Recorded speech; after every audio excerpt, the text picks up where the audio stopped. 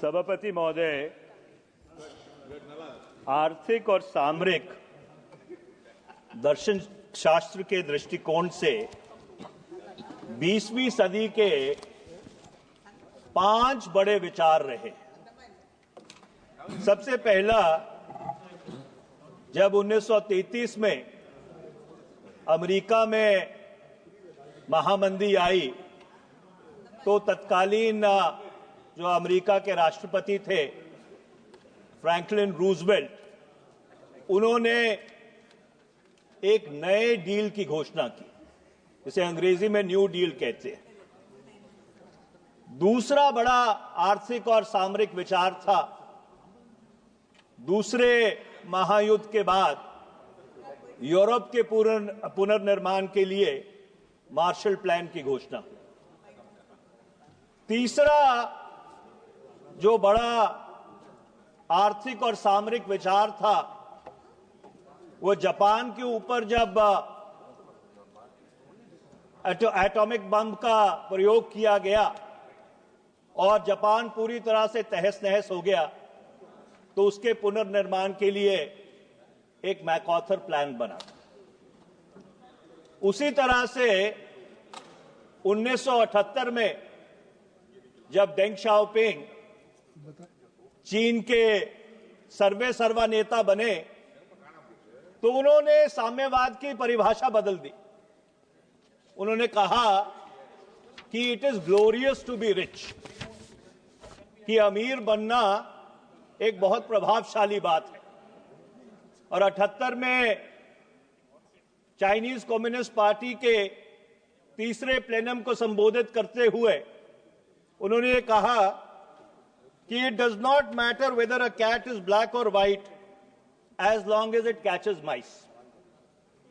फिर 1991 आया जब भूतपूर्व प्रधानमंत्री डॉक्टर मनमोहन सिंह के नेतृत्व में, वो देश के वित्त मंत्री थे, भारत की अर्थव्यवस्था का उदारीकरण और वैश्वीकरण हुआ। और ये बहुत ही दुर्भाग्यपूर्ण बात है कि पिछले 10 वर्ष का जो एनडीए भाजपा का शासन रहा है उसका सिर्फ एक बड़ा विचार था और वो विचार का नाम था नोटबंदी या नोट बदली। और जितने उद्देश्य उस नोटबंदी के लिए लोगों के समक्ष रखे गए थे उनमें से एक भी पूरा नहीं हो सका। और आज 24 जनवरी 2025 को भारत की अर्थव्यवस्था में जो कैश इन सर्कुलेशन है वो 35.99 लाख करोड़ है। आपको याद होगा 16.99 लाख करोड़ डिमोनेटाइज किया गया था, लोगों को कतारों में खड़ा किया गया था, कई लोग उन कतारों में खड़े खड़े मर गए। और आज 8 साल बाद उसी अर्थव्यवस्था में जो कैश वो 35.99 लाख करोड़ है। ये इस सरकार की पिछले 10 वर्ष की सबसे बड़ी उपलब्धि रही। अब मैं आता हूं कॉर्पोरेट इनकम टैक्स रिबेट पर। सभापति महोदय, आपको याद होगा, आप तो इसी सदन के सदस्य थे पिछली बारी। वर्ष 2019-20 में वित्त मंत्री कई छोटे छोटे बजट लेके आई थी, एक के बाद एक के बाद एक। और उसमें जो भारत के पूंजीपति थे उनको जो कॉर्पोरेट आयकर है उसमें बहुत बड़ी छूट दी गई थी। आयकर की दर घटाकर 22% और कई कंपनीज के लिए 15% कर दी गई थी। संसद की एस्टिमेट्स कमेटी का अनुमान है कि पहले 2 वर्ष में भारत के राजस्व का 1.84 लाख करोड़ रुपए का नुकसान हुआ था, घाटा हुआ था, वो कॉर्पोरेट टैक्स रिबेट की वजह से। पर जो अर्थव्यवस्था का चक्का है वो नहीं घूमा। उसके पीछे जो दर्शन विचार था वो ये था कि पूंजीपतियों को हम टैक्स रिलीफ देंगे, उससे वो निवेश करेंगे, निवेश करने के बाद जो अर्थव्यवस्था का चक्का है वो घूमेगा। पर वो चक्का नहीं घूमा। जो निजी निवेश है वो भारत की अर्थव्यवस्था में नहीं हुआ और इसके कारण जो सरकार है उसको पिछले 5 वर्ष से गवर्नमेंट कैपिटल एक्सपेंडिचर से इस देश की अर्थव्यवस्था को चलाने की कोशिश करनी पड़ी। वित्तीय वर्ष 22-23 में 35% गवर्नमेंट कैपिटल एक्सपेंडिचर बढ़ाया गया, 5.54 लाख करोड़ का। वर्ष 23 में 35% फिर बढ़ाया गया, 7.5 लाख करोड़। वर्ष 24 में फिर बढ़ाया गया 37.4%, 10 लाख करोड़।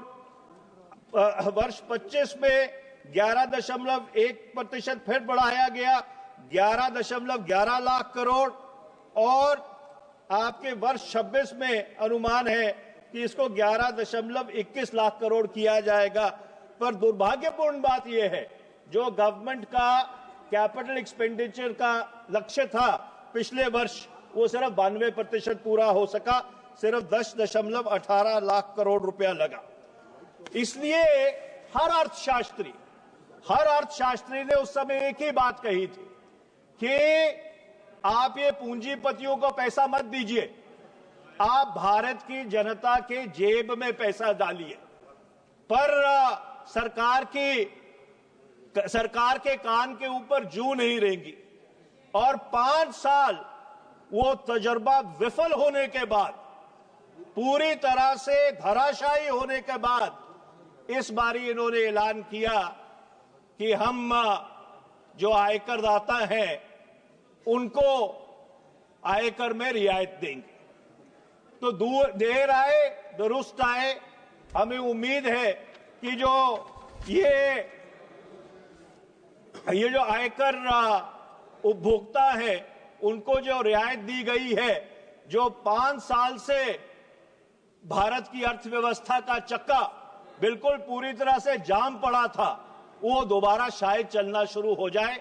और ये इसलिए जरूरी है क्योंकि दूसरी तिमाही में जो भारत की अर्थव्यवस्था है वो सिर्फ 5.4% से बढ़ी थी और तीसरी तिमाही के जो आंकड़े हैं वो आंकड़े अभी तक सार्वजनिक नहीं हुए।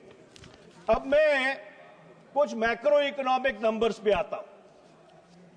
रिवाइज्ड एस्टिमेट्स के अनुसार सभापति महोदय, जो वित्तीय घाटा था वर्ष 24-25 का वो 15,59,527 करोड़ था। जो रिवाइज्ड एस्टिमेट है वर्ष 25-26 के, उसके अनुसार जो वित्तीय घाटा है वो 15,68,936 करोड़ रुपया है। इसका क्या मायना है कि जो फिस्कल डेफिसिट है, जो वित्तीय घाटा है, वो सिर्फ 591 करोड़ रुपए से कम हुआ है। और जब आप इस वित्तीय घाटे को गवर्नमेंट के बोरोइंग्स के संदर्भ में देखते हैं तो वर्ष 24-25 के जो रिवाइज्ड एस्टिमेट है उसके अनुसार सरकार ने 11,62,678 करोड़ रुपया मार्केट से ऋण उठाया था अपना खर्चा चलाने के लिए। वर्ष 2025-26 में ये जो ऋण सरकार उठाएगी, जिसे गवर्नमेंट मार्केट बोरोइंग्स कहते हैं अंग्रेजी में, वो 11,53,834 करोड़ रुपया होगा। कहने का तात्पर्य है कि गवर्नमेंट की जो बोरोइंग है मार्केट से वो सिर्फ 8,844 करोड़ रुपए से कम हुई। अब एक बहुत बुनियादी सवाल उत्पन्न होता है, आपने आयकर दाताओं को तो आयकर में छूट दे दी, पर अगर सरकार मार्केट से इतना पैसा उठाएगी और खपत अगर बढ़ भी गई तो जो पूंजीपति हैं वो निवेश करने के लिए कहां से पैसा लेके आएंगे? क्योंकि आपने प्राइवेट इन्वेस्टमेंट को तो क्राउड इन कर दिया है।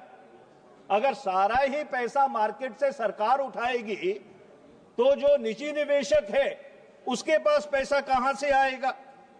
और इस सवाल का आज तक सरकार की तरफ से स्पष्टीकरण नहीं आया है।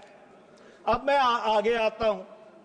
टैक्सेस ऑन इनकम, जो रिवाइज्ड एस्टिमेट्स हैं 2024-25 के, उसमें यह कहा गया था कि सरकार के पास टैक्सेस ऑन इनकम 12,57,000 करोड़ रुपए आए हैं। जो बजट एस्टिमेट्स हैं 25-26 के, उसके हिसाब से ये जो टैक्सेस ऑफ इनकम है ये 14,38,000 करोड़ रुपए होंगे। आपने 1 लाख करोड़ की तो रिवायतें दे दी क्योंकि आपको लगता था कि उससे चुनावी फायदा होगा। अब मुझे एक बात बताइए सभापति महोदय, और आपके माध्यम से मैं सरकार से पूछना चाहता हूं, दुर्भाग्यपूर्ण बात है कि वित्त मंत्री यहां पे नहीं है, कि ये जो 1,81,000 करोड़ रुपया है, वित्त राज्य मंत्री जी हैं और आपकी बात को सहमत कर रहे हैं। ऐसा है सभापति महोदय, इस सदन की परंपरा रही है, जब बजट का डिबेट होता है तो वित्त मंत्री सदन में बैठते हैं। मैं जितने साल इस सदन का सदस्य रहा हूं, मैंने कभी ऐसा नहीं देखा कि वित्त मंत्री आपके सदन में मौजूद ना हो जब बजट के ऊपर डिस्कशन हो रहा हो। तो आप दोबारा स्पष्टीकरण मत दीजिए कि वित्त राज्य मंत्री बैठे हैं। मैं भी उनको जानता हूं, मैंने देखा है उनको बैठे हुए, पर ये सदन की परंपरा के बिल्कुल अनुकूल नहीं है। वो राज्यसभा ये गलत है राज्यसभा में। अच्छा, मैं आगे चलता हूं।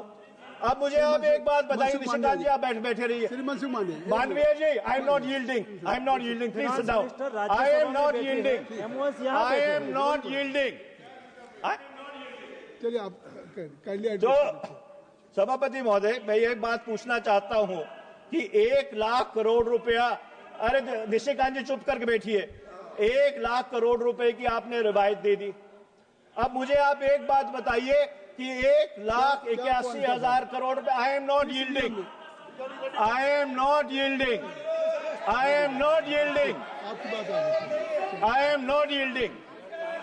सभापति महोदय, मुझे एक बात बताइए कि 1,81,000 करोड़ रुपया जो आपने अनुमानित किया है कि टैक्सेस ऑन इनकम बढ़ेंगे, वो कहां से आएगा? सभापति महोदय इधर देखिए, उनको बिठाइए। एक मिनट, नियमों में व्यवस्था प्रश्न मांगा है। मैं चेयर दे रहा हूँ। Article 75 constitution of India. एक मिनट बैठ जाए, एक मिनट बताइए। आर्टिकल 75 कॉन्स्टिट्यूशन ऑफ इंडिया वो ये कहता है कि काउंसिल ऑफ मिनिस्टर जो है वो सभी चीज का जिम्मेवार है। बार बार ये अपोजिशन हमारे वित्त मंत्री के ऊपर जो क्वेश्चन उठा रहा है, वो खुद वकील है, वो गलत बयानी कर रहे हैं सर। उनको कहिए कि इस तरह की बातें नहीं कहें। सभापति महोदय, शायद हमारे मित्र निशिकांत दुबे जी इस बात को तो मानेंगे कि मैंने संविधान शायद थोड़ा सा उनसे ज्यादा पढ़ा हुआ है। मैंने परंपरा की बात की थी, मैंने संविधान की बात नहीं की थी। तो मैं आपके समक्ष ये बात रख रहा था कि वित्तीय वर्ष 24-25 में सरकार ये कहती है कि उनके पास जो राजस्व आया, टैक्सेस ऑन इनकम, 12,57,000 करोड़ रुपए आया। उनका अनुमान है कि 25-26 में ये 14,38,000 करोड़ रुपए आएगा। आपने 1 लाख करोड़ रुपए की तो करदाताओं को रियायत दे दी। अब मुझे आप एक बात बताइए, और मैं आपके माध्यम से सरकार से पूछना चाहता हूं, ये 1,81,000 करोड़ रुपया कहां से आएगा? इसका कोई जस्टिफिकेशन नहीं, इसका कोई स्पष्टीकरण नहीं है, इसका कोई अनुमोदन नहीं है बजट में कि 1,81,000 करोड़ रुपया कहां से आएगा। अब मैं वित्तीय घाटे पे आता हूं।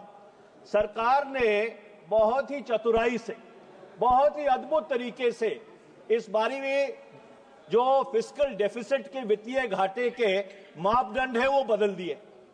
एब्सोल्यूट फिस्कल टारगेट से इन्होंने डेट टू जीडीपी रेशो पे आ गए।